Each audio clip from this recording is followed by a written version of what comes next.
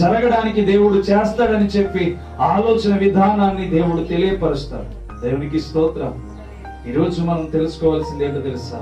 ఈ యొక్క లోకంలో సమస్తము వ్యర్థమే గాని మనము కావలసినది ఎక్కువగా సంపాదించుట కాదు. మనం ఎంతలో ఉన్నామో అంతలోనే దీవించబడుతూ దేవుని కొరకు ప్రయత్నం చేస్తూ ఉంటే ప్రయత్నాల వెంబడి ప్రయత్నం దేవుడే తీరుస్తూ వెళ్తాడు. ఎందుకో తెలుసా? సొలొమోనుకి దేవుడు జ్ఞానం మాత్రమే ఇచ్చాడు. ఆ జ్ఞానం అతను ఏం చేసింది తెలుసా? దేశాంతరముల నుండి అతని జ్ఞానాన్ని కొనుక్కోవడానికి అనేక మంది రావడాన్ని బైబిల్లో చూడగలరు. దేవునికి స్తోత్రం.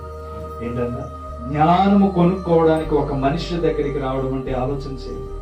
దేవుని బిడ్డగా మనం ఎదిగితే మనకి ఏది దేవుడు కొదువుగా ఉంచడు.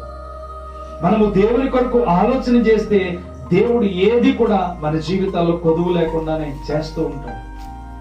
అందుకనే దేవుని యొక్క వాక్యాన్ని మనం చూసినట్లయితే మీ తలంతులు